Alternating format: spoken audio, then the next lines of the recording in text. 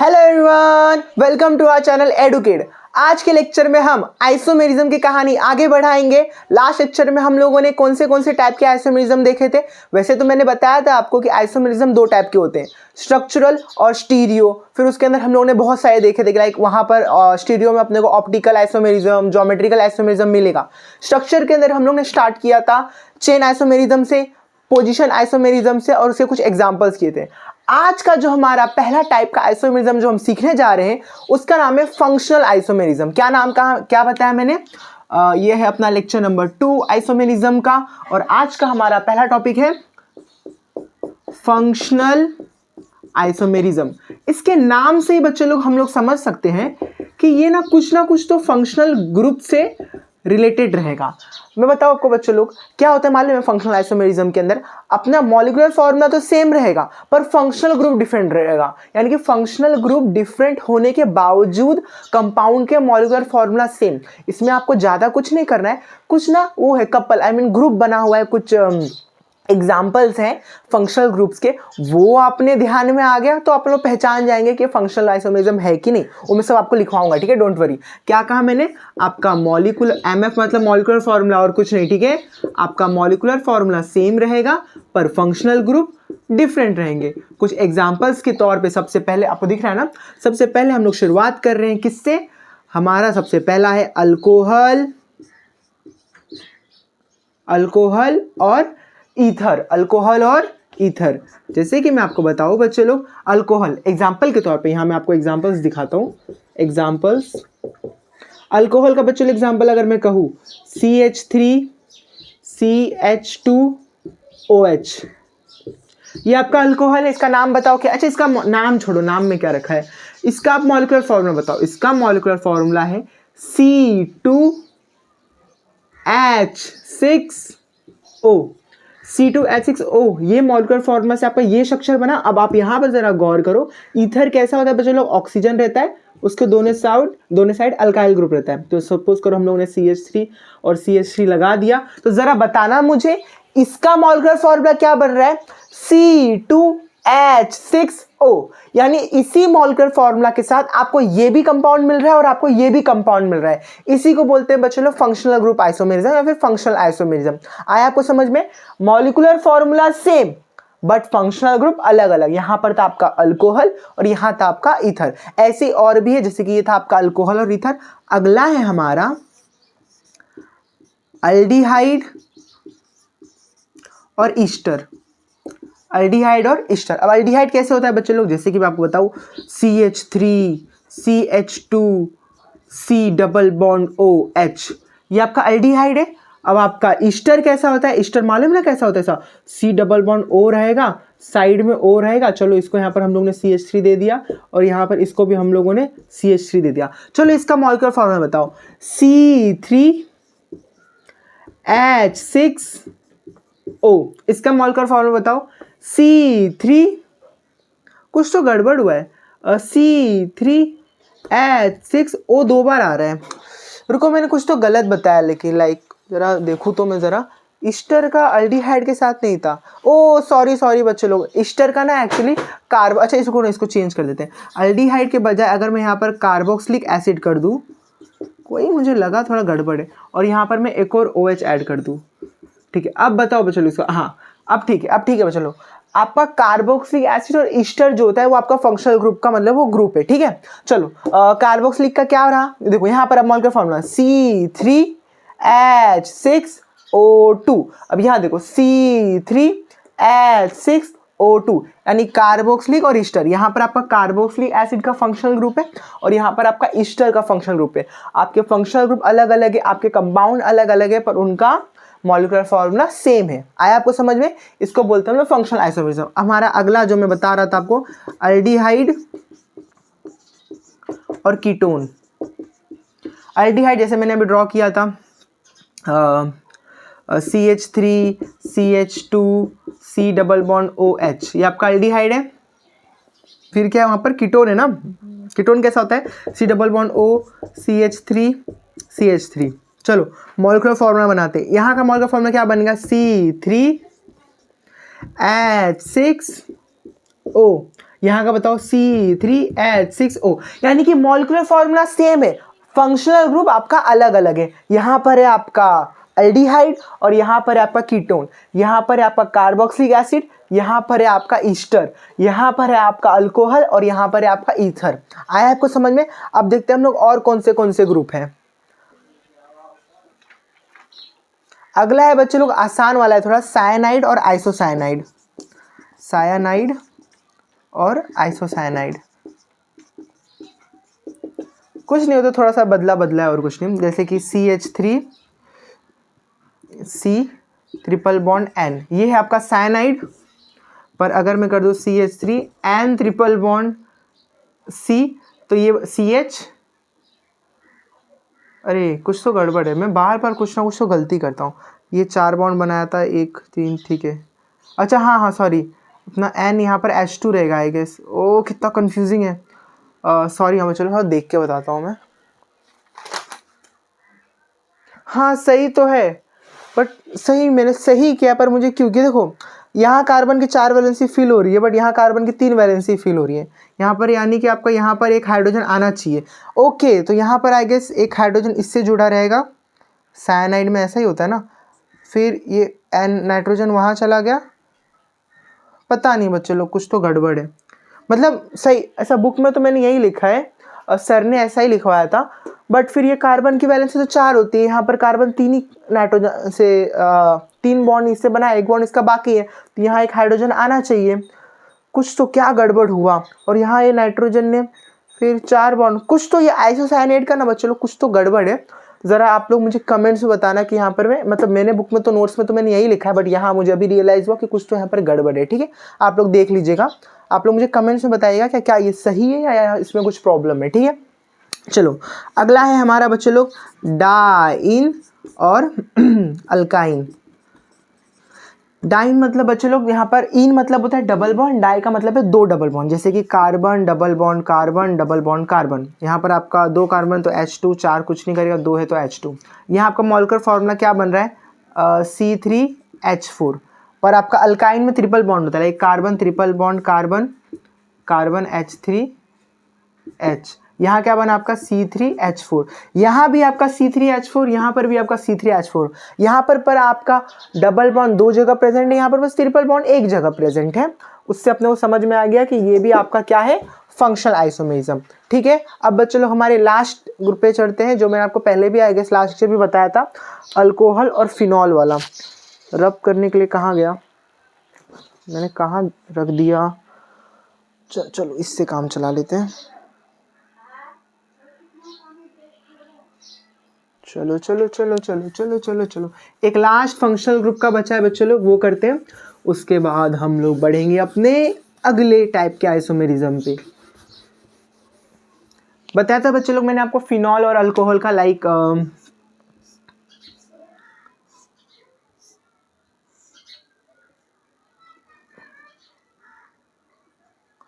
ये है आपका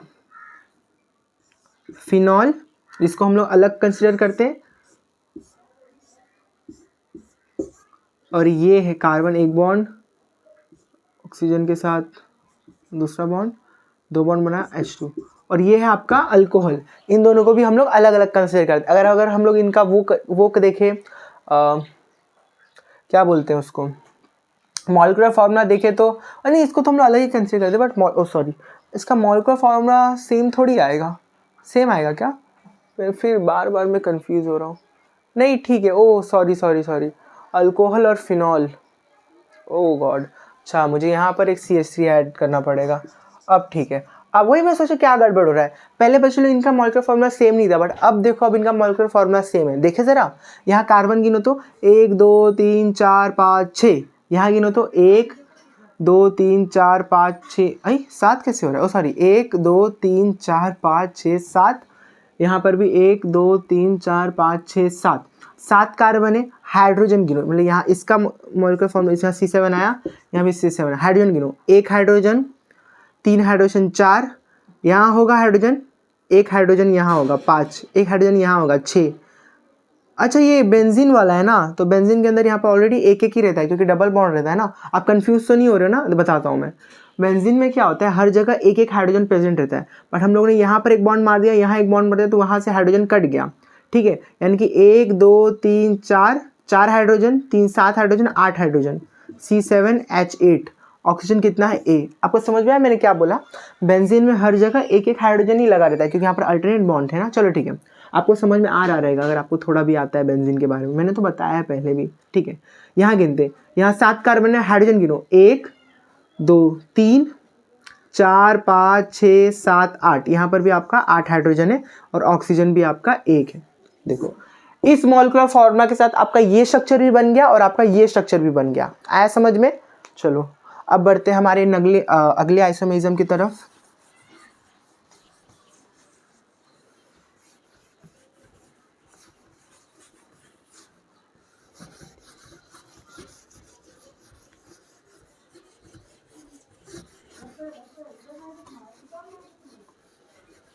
अब बच्चे लोग हमारा अगला आइसोमेरिज्म है एकदम इजी वाला, रिंग चेन आइसोमेरिज्म। क्या है? Ring chain isomerism. इसमें क्या होता है बच्चे लोग, आपका एक बंदा रहेगा रिंग में और एक बंदा रहेगा आपका नॉर्मल। ठीक है, देख लीजिए आप, यहाँ पर आपका क्या है, कितने, इसका मॉलिक्यूलर फॉर्मूला क्या है, C3।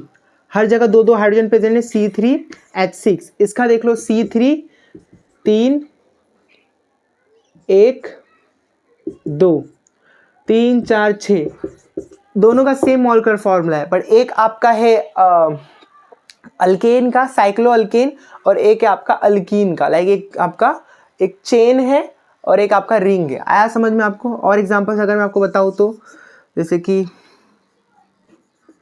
ये हो गया नॉर्मल, और CH3 CH2 CH2, ये डबल बॉन्ड डाल देते हैं, CH2 बना क्या है, 4।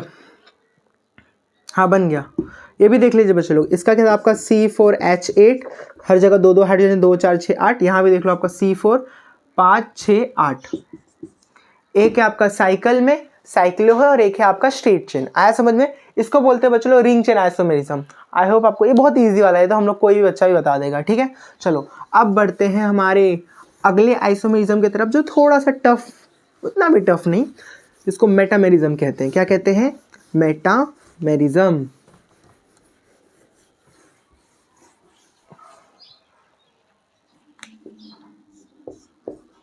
मेटामेरिज्म समझने से पहले बच्चे लोग, यहाँ पर मालूम है क्या होता है, यहाँ पर आपका मॉलिक्यूलर फॉर्मूला भी सेम रहता है, फंक्शनल ग्रुप भी सेम रहता है। आप बोलोगे सर मॉलिक्यूलर फॉर्मूला भी सेम, फंक्शनल ग्रुप भी सेम, तो काहे का आइसोमेरिज्म?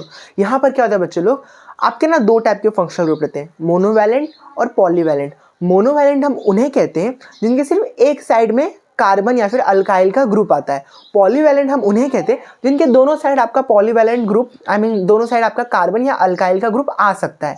जैसे कि आपको एग्जांपल के तौर पे बताऊं, एक होता है आपका मोनोवैलेंट और एक होता है आपका पॉलीवैलेंट। जैसे कि बच्चे लोग, मोनोवैलेंट में आपका अल्कोहल के एक साइड में आपका अल्काइल ग्रुप आएगा, हाँ। आपका एल्डिहाइड, इसके एक साइड में आपका वो वाला ग्रुप आएगा।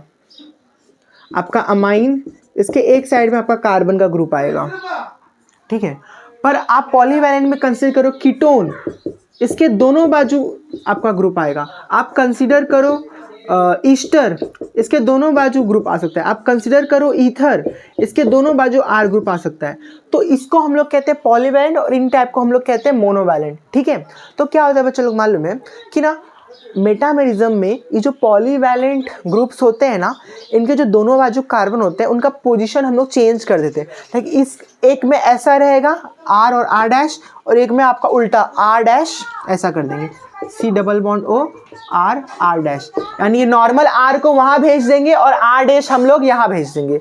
आया आपको समझ में? बैकग्राउंड में इतना आवाज आ रहा है बच्चे लोग, और मैं और चिल्ला चिल्ला के पढ़ाऊंगा। ठीक है, नहीं मजाक था, हाँ ठीक है, समझ में आया आपको मेटामेरिज्म। कुछ एग्जांपल्स करते हैं। देखो दो टाइप के फंक्शनल ग्रुप होते हैं, मोनोवैलेंट और पॉलीवैलेंट। मोनोवैलेंट उन्हें कहते हैं जिनके सिर्फ एक साइड के अंदर अल्काइल ग्रुप आता है। पॉलीवैलेंट उन्हें कहते हैं जिनके दोनों साइड आ सकता है। ठीक है, अब दोनों साइड आ सकता है तो उनकी पोजीशन चेंज कर दो, मॉलिक्यूलर फॉर्मूला थोड़ी चेंज होगा पोजीशन चेंज करने से, बट फिर गड़बड़ हो जाता है कि आपको उसी को हम लोग मेटामर्स या फिर मेटामेरिज्म कहते हैं। ठीक है, एग्जाम्पल्स चलो करते हैं, यहीं से एग्जांपल्स करते हैं ना, यही तीनों का एग्जांपल उठाते हैं, आप बताना। जैसे कीटोन नहीं उठाते हम लोग, एक कंपाउंड है आपका C डबल बॉन्ड O, एक साइड में है आपका इथाइल मिथाइल, एक साइड में है आपका इथाइल C2H5। ठीक है बच्चों, अब देखो जरा यहाँ पर मेटामरिज्म हो रहा है कि नहीं। ठीक है, ये आपका कंपाउंड A हो गया। अब B बताता हूँ मैं, C डबल बॉन्ड O। अरे नहीं यार, कुछ तो गड़बड़ हुआ बच्चों लोग। ओ कीटोन नहीं होता है शायद। कीटोन में क्या सीन है मालूम है कि ये आइडेंटिकल है। सॉरी हाँ बच्चों लोग, कीटोन में नहीं होता है, क्योंकि क्या ही फर्क पड़ रहा है कीटोन में, पड़ रहा है क्या? नहीं, लॉन्गेस्ट चेन तो वही रहेगा, तो कीटोन में नहीं होता है। ठीक है, थोड़ा सा कट कर दो, कीटोन में नहीं होता है, क्योंकि कीटोन अपना वो हो गया ना, माना कि कीटोन पॉलीवैलेंट है, लाइक कीटोन के दोनों बाजू आता है, बट ना वो हो गया, लॉन्गेस्ट चेन तो वही सेम रहेगा, नंबरिंग IUPAC तो हम लोग वहीं से करेंगे ना, तो कीटोन नहीं होता है। मैंने आपको सल्फर ये वाला सल्फर वाला होता है, थियो वाला, double bond O double bond O, एक बाजू O, उसके भी R। हाँ, इसको आप कंसीडर करो। ठीक है, ये अच्छा एग्जाम्पल है, इसमें होता है मेटामेरिज्म। ठीक है, मतलब ये थोड़े इस टाइप वाले। यहाँ भी ईथर में भी, हाँ ईथर में भी होता है, हाँ ईथर में भी होता है। ईथर से चलो, ईथर से स्टार्ट करते हैं। लाइक ऑक्सीजन, एक साइड आपका CH3 है, एक टाइप आपका C2H5 है, और यहाँ पर क्या हो गया, यहाँ पर ऑक्सीजन, यहाँ पर आपका C2H5 है, और यहाँ पर आप ईथर में भी नहीं होता है। सॉरी बच्चे लोग, इसका भी IUPAC नेम तो वही आएगा ना शायद से। ईथर में होता है कि नहीं यार? कीटोन में भी हो रहा है था, बट मैंने थोड़ा सा, यार मैं बहुत कंफ्यूज हूँ, कीटोन में होता है कि नहीं होता? होता है क्या? दोनों बाजू इथाइल दिया है, ओ थोड़ा सा, अच्छा, मैं कितना पागल हूँ, मतलब दोनों साइड इथाइल दो, या तो मिथाइल और फिर प्रोपाइल करो। ठीक है, यहाँ हो रहा है क्या? ये क्या था अपना, ईथर, हाँ ईथर में हो रहा है। ओके, मुझे 3 से चालू करना चाहिए था, 1 2 C2H5। ओके, अब होगा बच्चों लोग, इसमें नहीं होगा, अब होगा। देखो चलो, मैंने आपके सामने दो कंपाउंड, ये ईथर है आपका, मैंने आपके सामने दो कंपाउंड लिखा है, एक ये और एक ये। यहाँ क्या हो रहा है, आपके दोनों साइड आपका ये है इथाइल, बट यहाँ देखो, अब यहाँ पर आपका एक साइड मैंने मिथाइल डाल दिया और एक साइड मैंने आपको C3H7 कर दिया।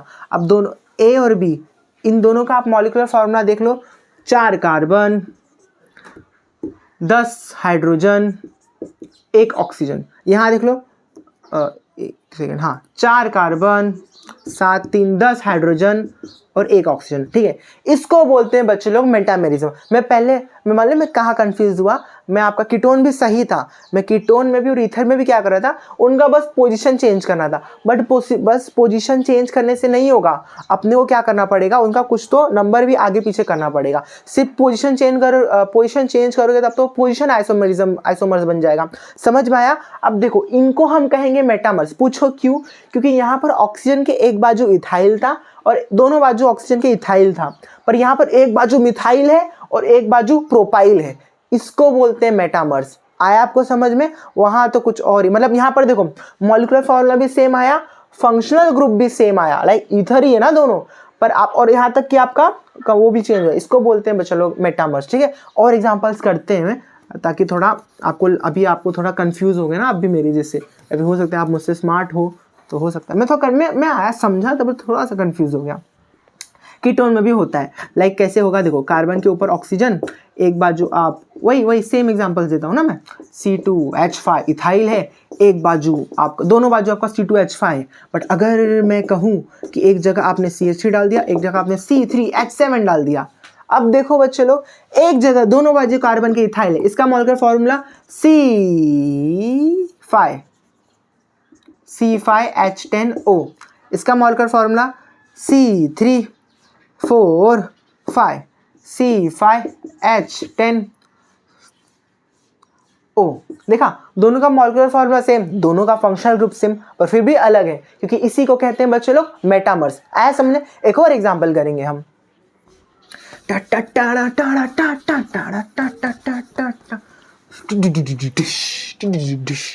अब एग्जांपल था बच्चों लोग ये वाला, हाँ थोड़ा बड़ा है, आपको लगेगा अरे बाप रे ये क्या है।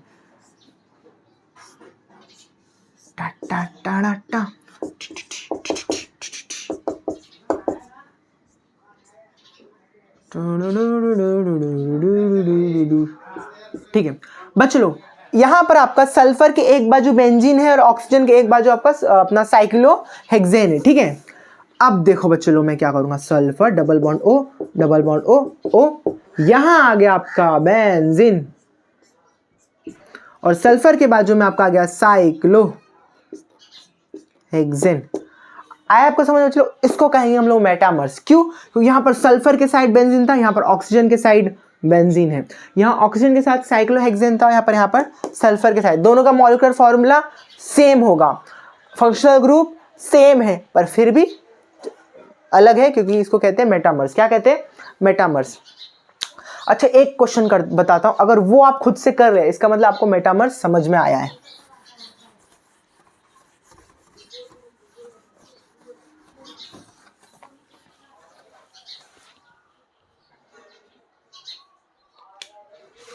ये आप बता दिए ना, इसका मतलब आपको समझ में आया है।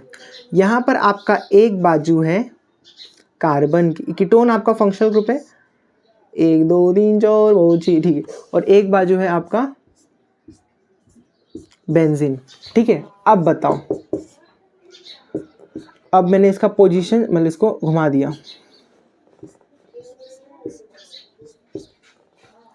देखो कार्बन के साइड बेंजीन है, कार्बन के साइड, क्या ये मेटामर्स है? 1 2 3, बिल्कुल भी नहीं, ये मेटामर्स नहीं है बच्चों। वही गलती मैं पहले करा था, देखो मैं कंफ्यूज हो गया था भाई, बस कार्बन के आजू बाजू का पोजीशन चेंज किया है ना। यहाँ पर भी बेंजीन कार्बन से ही जुड़ा हुआ है, यहाँ पर भी बेंजीन कार्बन से ही जुड़ा हुआ है, यहाँ पर भी साइक्लोहेक्सेन कार्बन से जुड़ा हुआ है, यहाँ पर भी साइक्लोहेक्सेन कार्बन से जुड़ा हुआ है, तो इसको हम मेटामेरिज्म नहीं कंसिडर करेंगे। आया आपको समझ में? चलो अब हम लोग अपने अगले उस पर पहुंचते हैं।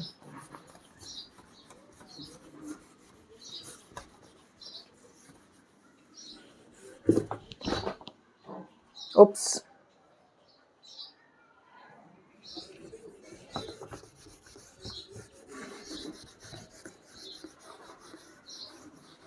अब बच्चों लोग हमारा अगला है टॉटोमेरिज्म, जो कि मेरे को पूरी तरीके से नहीं आता है, पर जितना मेरे को मतलब पूरा इसका जीओसी में आता है ना, तो मैं आपको वहाँ सिखा दूंगा। अभी मैं जितना सीखा हूँ मैं आपको उतना सिखा देता हूँ। ठीक है, बहुत जितना मैं सीखा उतना तो ईजी है। लाइक टॉटोमेरिज्म, सबसे पहली बात आप ध्यान रखो, ये होता है आपका कीटोन में, कहाँ होता है? कीटोन, और उससे बन जाता है इनॉल। क्या बन जाता है? कीटोन से इनॉल बन जाता है।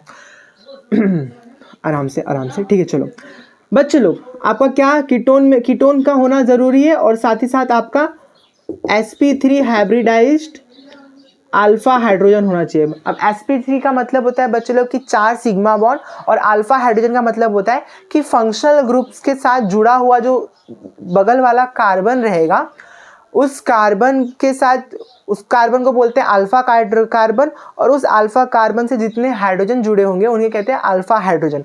यानी आपका sp3 हाइब्रिडाइज्ड अल्फा हाइड्रोजन होना चाहिए। ठीक है, तभी आपका टॉटोमेरिज्म एग्जिस्ट करेगा। जैसे कि बच्चों लोग क्या होता है कि कार्बन डबल बॉन्ड O है, फिर आपका यहाँ पर CH3 है, फिर आपका यहाँ पर CH3 है। ये हो गया आपका functional group, ketone carbonyl group. इसके साथ जो सबसे पास वाला कार्बन, ये या तो दोनों ही, इन्हें हम लोग कहते हैं अल्फा कार्बन। क्या कहते हैं? Alpha carbon. अब देखो अल्फा कार्बन क्या सिग्मा बॉन्ड, उसके बाद 4 सिग्मा बॉन्ड है, बिल्कुल है। इस हाइड्रोजन को मैं ऐसे भी ड्रॉ कर सकता हूँ, इन हाइड्रोजन को हम लोग ऐसे भी ड्रॉ कर सकते हैं। इन्हें हम कहते हैं बच्चों लोग अल्फा हाइड्रोजन। क्या कहते हैं? Alpha hydrogen. अब टॉटोमेरिज्म में क्या होता है बच्चों लोग कि डबल बॉन्ड यहाँ से टूट यहाँ आ जाता है, और इसका एक हाइड्रोजन वहाँ चली जाता है, इसी को बोलते हैं टॉटोमेरिज्म। यानी कि क्या होगा मालूम है आपको? मैं अगर फिर से ड्रॉ करूँ तो आपका एक बॉन्ड यहाँ आ जाएगा, और ये आ जाएगा आपका O, और H वहाँ चला जाएगा, OH, इसका 2 हुआ, अभी इसके H2 हो जाएगा, और यहाँ पर आपका H3 रहेगा। पर क्या बस यही एग्जिस्ट करेगा? नहीं, ये वहाँ भी जा सकता है। Like carbon OH CH2 CH3 आया बच्चे लोग। देख लो मॉलिक्यूलर फॉर्मूला देख लो, सेम रहेगा। इन्हें कहते हैं बच्चे लोग टॉटोमर्स। क्या कहते हैं? टॉटोमर्स। बस इतना ही, और ज़्यादा करके फ़ायदा नहीं है, और ज़्यादा मुझे आता भी नहीं है। इतना ही बस आप लोग सीख लो, ठीक है। अल्फा हाइड्रोजन होना ज़रूरी है, और मोस्टली ये कीटोन में होता है, ठीक है बच्चे लोग। और इसका कीटोइनॉल भी कहते हैं, इसी के ऊपर क्वेश्चन आता है इंपॉर्टेंट, ठीक है। चलो बच्चे लोग अब बढ़ते हैं, इसी के साथ आइसोमेरिज्म खत्म हुआ। हाँ, इसके बारे में आप डरो मत, जीओसी के अंदर एकदम डिटेल में करना, आइसोमेरिज्म में बस नाम के लिए करो, ठीक है। अब बच्चे लोग हम लोग बढ़ते हैं हमारे आज के लास्ट के टॉपिक में, how to draw structural isomers. Structural isomers draw कैसे करें या तो पता कैसे करें, ठीक है। टा टा टा टा एक तरीका है जो योगराज सर से सीखा मैं,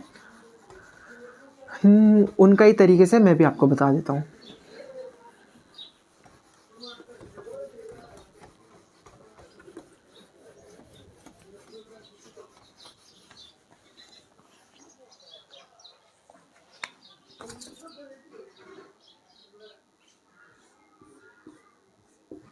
how to draw structural isomers, ठीक है। देखो बच्चों लोग क्या करें, एग्जाम्पल के तौर पे अगर मैं आपको एक कंपाउंड बताऊं, जो हमारा पहला कंपाउंड है C5H12, ठीक है। क्या करने का मालूम बच्चों लोग, पहले ना जितने कार्बन है उतने कार्बन की स्ट्रेट चेन बना लेने का। तो मैं क्या लिखूंगा, 5 कार्बन की पैरेंट चेन, ठीक है, पैरेंट चेन कार्बन, यानी कि सीधा सीधा 1 2 3 4 5। मैं हाइड्रोजन ड्रॉ नहीं कर रहा, आपको मालूम है ना, यहाँ 3 हाइड्रोजन होगा, यहाँ 2 फिर क्या करने का, एक माइनस कर दो, 4 कार्बन की पैरेंट चेन प्लस 1 कार्बन की सब्स्टिट्यूएंट, 1 कार्बन की सब्स्टिट्यूएंट, एस का मतलब हुआ सब्स्टिट्यूएंट। यानी कि अब मैं क्या करूंगा, 1 2 3 4 कार्बन। अब जो 5वां कार्बन है उसको मैं कहाँ लगा सकता हूँ? क्या मैं यहाँ लगा सकता हूँ? बिल्कुल भी नहीं, तब वो स्ट्रेट चेन बनेगा। क्या मैं यहाँ लगा सकता हूँ? बिल्कुल भी नहीं, उसका मतलब भी यही होगा। पर अगर मैं यहाँ लगा दूँ वो एक कार्बन, तभी आपका डिफरेंट आइसोमर हो गया। अब आप बोलोगे सर एक काम करो, यहाँ लगा दो, इसके बजाय दोनों का मतलब एक ही है। अगर आपको IUPAC में नहीं सिखाया है, दोनों का मतलब एक हुआ। चलो आगे बढ़ते हैं। 3 कार्बन का पैरेंट चेन और 2 कार्बन का सब्स्टिट्यूएंट। अब 2 कार्बन का सब्स्टिट्यूएंट बनाने का बच्चे लोग 2 तरीका है, या तो आप 2 कार्बन को डायरेक्ट लगा दो, या तो आप 1+1 कार्बन को अलग अलग लगाओ। समझ में आया? रुको बताता हूँ। 1 2 3 कार्बन, ये आपका पैरेंट चेन बन गया। अब सब्स्टिट्यूएंट देखो, 2 कार्बन को साथ में, क्या मैं यहाँ लगाऊंगा तो फर्क पड़ेगा? नहीं। क्या मैं यहाँ लगाऊंगा तो फर्क पड़ेगा? नहीं। लेकिन अगर मैं यहाँ लगाऊंगा तो फर्क पड़ेगा, तो यानी इसको मैं कर दूँ, नहीं फर्क नहीं पड़ेगा आई गेस। अगर मैं यहाँ पर आपका C2H5 जोड़ दूँ तो क्या बना, 2 3 4, ये तो आपका यही बन गया ना, 2 3 4, 1 2 3 4। ये और इसमें क्या फ़र्क है?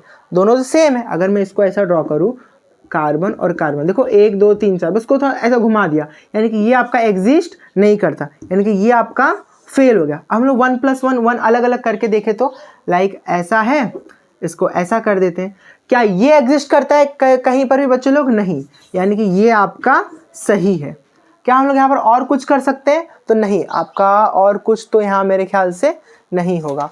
आपका इसके अंदर इतने ही आइसोमर्स बने, 1 2 3, 1 2 3, यानी C5H12 के बच्चे लोग पेंटेन था, ये हमारा पेंटेन के 3 ही आइसोमर्स होते हैं। एक और बात मैं बता दूं, इसका ना बच्चे लोग DU भी निकालने का, मैंने आपको लास्ट लेक्चर सिखाया था DU निकालना, डिग्री ऑफ अनसैचुरेशन।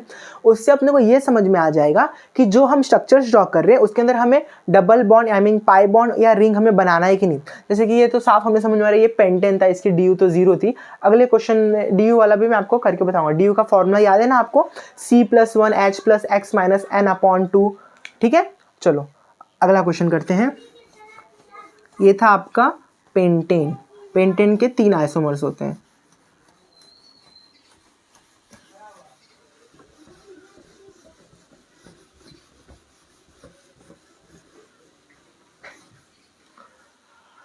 हो चलो बच्चों, और एक हम लोग एक स्ट्रेट चेन वाली कर लेते हैं, C7H14। इसके थोड़े ज़्यादा बनेंगे, ठीक है।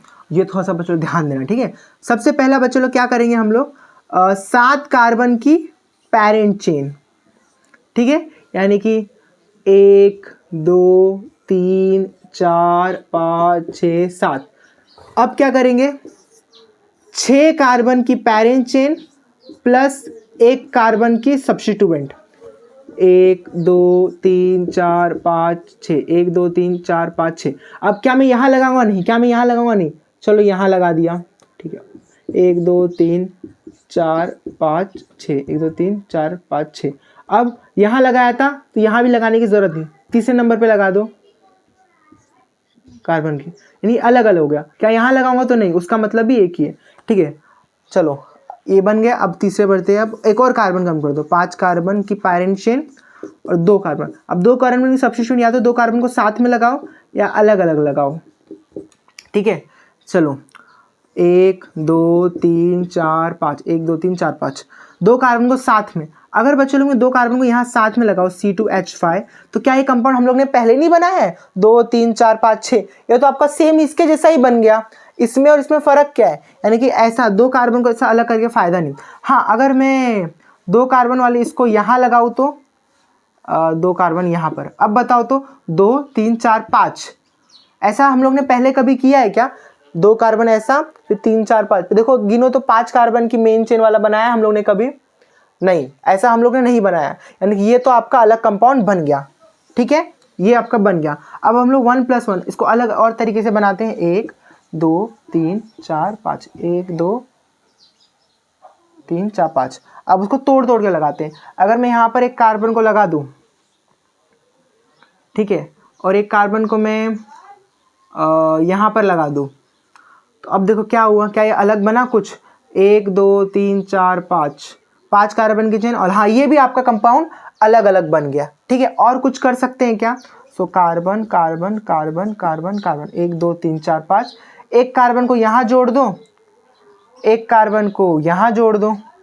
अब क्या ये अलग बना? 1 2 3 4 5, 1 पे और 3 पे आपका मिथाइल आ रहा है। 1 2 3 4 5, 2 पे और 3 पे। क्या ये आपका पहले कभी एग्जिस्ट करता था? नहीं, ये भी आपका एग्जिस्ट नहीं कर सकता था। अच्छा, अगर हम लोग एक ही कार्बन पे जोड़ दे तो, लाइक ये तो था आपका इथाइल, हम लोग ने डायरेक्ट जोड़ा था, पर अगर हम लोग अलग अलग जोड़ दे तो, मेरे कहने का मतलब 1 2 3 4 5, 1 2 3 4 5, इस पे आप एक कार्बन, इस पे आप एक कार्बन, ऐसा जोड़ दो तो क्या ये पहले एग्जिस्ट करता है? नहीं। यानी यहाँ पर आपका ये भी अलग है, ये भी अलग है, ये भी अलग है, ये भी अलग है। ये तरीके से बच्चों लोग आप करोगे ना, आपका कभी गलत नहीं होगा। देखो कितने स्ट्रक्चर्स बने हैं, 1 2 3 4 5 6, 1 2 3 4 5 6 7 बने हैं। और ट्राई करते हैं फोर्थ, 4 कार्बन की पैरेंट चेन और 3 कार्बन। 3 कार्बन को कैसे लिखने का तरीका है? 3 कार्बन को या तो साथ में लिखना, या तो आप 1+1+1 ट्राई करते हैं, फिर अपने को समझ में आ जाएगा। अच्छा, जगह तो मिट रहा है बच्चों लोग, कहाँ बनाऊँ? यहाँ बनाने की कोशिश करता हूँ, ठीक है। 1 2 3 4। अब 3 कार्बन को साथ में हम लोग कैसे लिखें? क्या प्रोपाइल हम लोग लिख सकते हैं? C3H7। देखो तो ज़रा, 3 4 5 6, ये तो आपका पहले हो चुका है, यानी ये इसको लिख के कुछ फ़ायदा नहीं, यानी ये आपका एग्जिस्ट नहीं करेगा। अच्छा, 2+1 अगर करें, लाइक C2H5 एक जगह जोड़ देते हैं और एक जगह हम लोग CH3 जोड़ देते हैं। 2 3 4 5, 5 कार्बन और 2 जगह मिथाइल। क्या हम लोग ने पहले नहीं किया है? ये भी बच्चे लोग पहले हो चुका है, यानी ये भी आपका पॉसिबल नहीं है। पर अगर हम लोग कैसे करेंगे तब, ज़रा देखें तो 4 की और मिथाइल, ऐसा हो सकता है बच्चे लोग। एक CH3 इधर है, ऐसा ऐसा कर दिए, कार्बन कार्बन, 4 कार्बन की पैरेंट है और 1 1 कार्बन अलग अलग, यानी कि ये तो आपका एग्जिस्ट कर सकता है। अब देखो तो कितने, गिनो तो कितने आइसोमर्स हुए? 1 2 3 4 5 6 7 8। अभी भी बच्चे लोग एक और बन सकता है। क्या क्या करे बच्चे लोग? वो कर सकते हैं ना बच्चे लोग, उसको वहाँ पर एक ही कार्बन में 2 जोड़ दो, 1 2 3 4, एक ही कार्बन को 2 जोड़ दो, CH3 और एक, हाँ ये बच्चे लोग, ये भी अलग, ये पहले नहीं हुआ है। 4 कार्बन की पैरेंट चेन और 3 ग्रुप, यानी ये 2 बार सही है। अब बन गए बच्चे लोग अपने 9 आइसोमर्स। कितने बन गए? 9 आइसोमर्स। देखा बच्चे लोग कैसे हुआ? अगर आप ये तरीका फॉलो करोगे ना तो आपको समझ में आएगा। हो सकता है आपको थोड़ा डिफिकल्ट लग रहा होगा, पर एक बार अपने हाथ में पेन लीजिए और खुद से सॉल्व करने का ट्राई करो, पक्का आपको आएगा, ठीक है। चलो अब बढ़ते हैं, हमारे एक इसका लास्ट करेंगे, फिर आज का लेक्चर एंड करते हैं, ठीक है।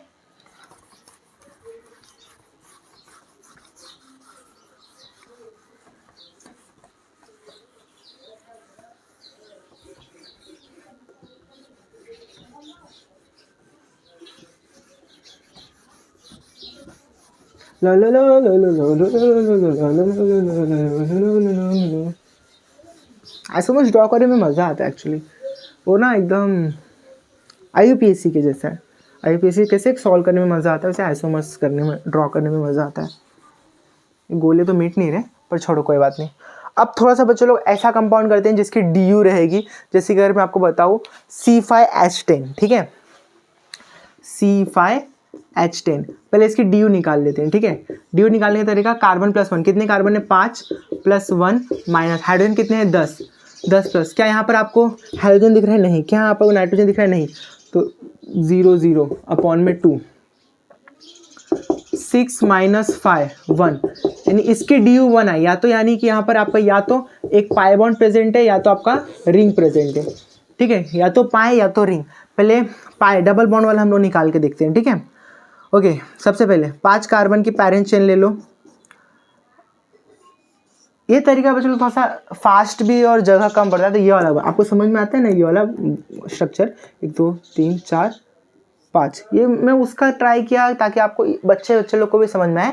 आई होप आपको ये भी समझ में आएगा। 1 2 3 4 5।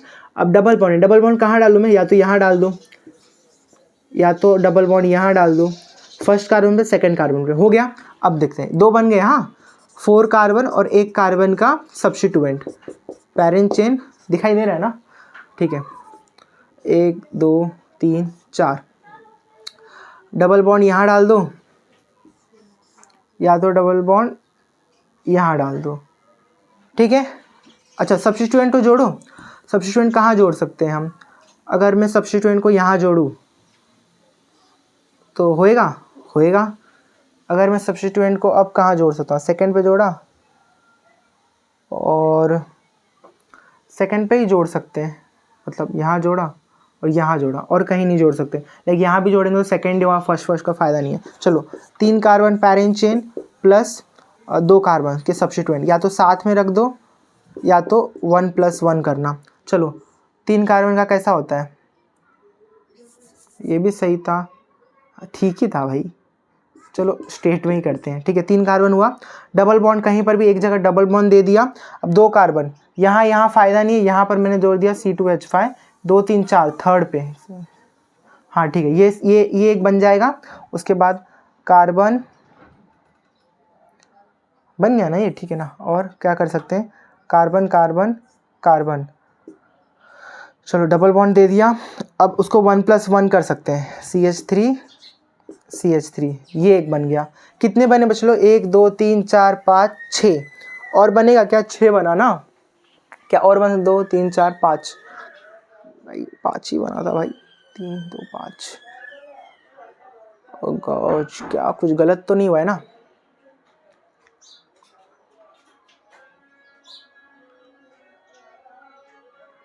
चलो ठीक है, बन तो गया, ये कुछ गलत तो नहीं है ना बच्चे लोग। देखो तो 1 2 3 4, अरे यार बच्चे लोग, वही मेरे को कुछ फील हुआ, ये कार्बन ने कितना बॉन्ड बनाया है, 2 3 4 5, क्या ये पॉसिबल है, नहीं, यानी कि ये आपका पॉसिबल नहीं है, आपका यहीं तक पॉसिबल था, ठीक है।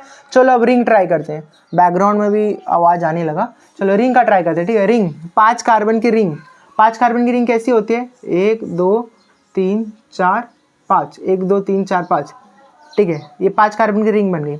उसके बाद हम लोग और क्या कर सकते हैं, अब एक सब्स्टिट्यूएंट जोड़ दो ना, तो 4 कार्बन की रिंग और एक सब्स्टिट्यूएंट बन गया, ठीक है। 3 कार्बन की रिंग, 2 सब्स्टिट्यूएंट बन गए, ऐसे ही करते। ये तो बहुत मज़ा आया ना, चलो इजी था ना।